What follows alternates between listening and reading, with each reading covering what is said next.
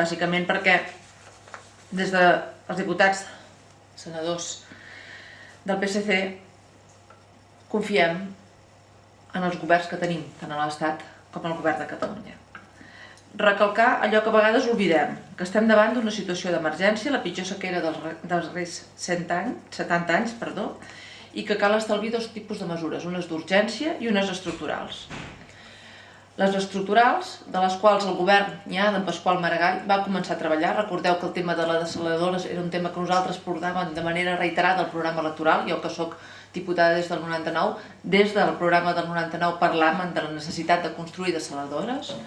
Això, quan vam tenir responsabilitats de govern aquí a Catalunya, és un dels temes que vam posar per primera vegada damunt la taula i que s'han dut a terme, i concretament a Cunit s'està ja iniciant els treballs d'una dessaladora al Camp de Tarragona que entrarà en funcionament el 2011 i el 2009 sabeu també que entra en funcionament la dessaladora del Prat. Aquestes mesures són de caràcter estructural a llarg termini, però mentrestant no donen els seus resultats perquè es van preveure i es van començar quan va ser, quan vam tenir l'oportunitat de fer-ho, no abans. Ens trobem en una situació d'emergència i això fa necessari que es tinguin que dur a terme mesures de caràcter conjuntural, de caràcter temporal.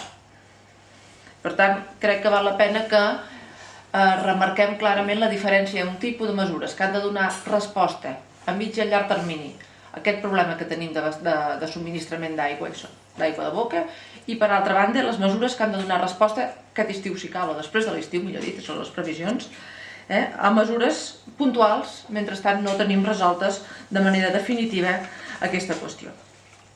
I en aquest sentit voldria fer referència, en primer lloc, a aquestes mesures de caràcter estructural, les que tindran resultat a llarg i a mig termini, que s'han dut a terme pel que fa referència a Tarragona.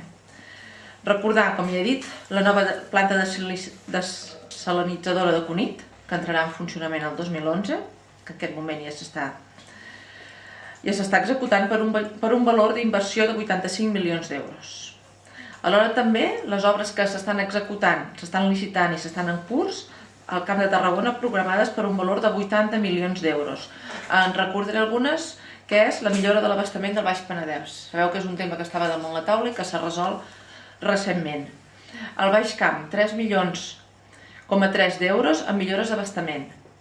Un programa de reutilització de l'aigua amb una inversió de 36 milions d'euros.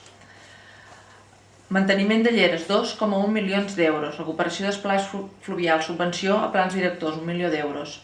I recordar també que mesures de caràcter puntual, al Camp de Tarragona som dels pocs territoris que no tenim problemes importants d'abastament d'aigua de boca. Avui encara no n'hem tingut. Sabeu que cada estiu tenim notícies d'abastament d'aigua mitjançant cubes a pobles petits, a llogarets, on encara no tenen aquest problema resolt. Al Camp de Tarragona, en aquest sentit, hem de reconèixer que sí que és cert que s'ha fet feina pel que fa referència a l'abastament propi.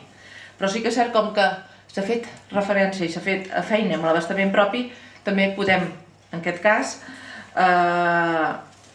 reconèixer que en altres territoris d'aquest país no s'ha fet. No en tenim nosaltres directament la responsabilitat, però el cert és que no s'ha fet. I per tant, creiem que podem donar resposta a necessitats d'altre territori del país, de caràcter temporal, com deia, amb mesures que s'han posat damunt la taula, i ara parlaré de les mesures d'aquestes que deia de caràcter conjuntural, urgència. Com, per exemple, l'optimització de tots els recursos que ja tenim avui, d'aigua, que no s'estan utilitzant, que no necessitem avui. Per tant, l'optimització d'aquests recursos. Recordar, per si algú ho ha oblidat, que nosaltres som el partit que vam parar el transvasament de l'Ebre i que continuem sent un partit antitransvasament de l'Ebre. Recordar-ho. Sembla que algú de vegades ho oblida.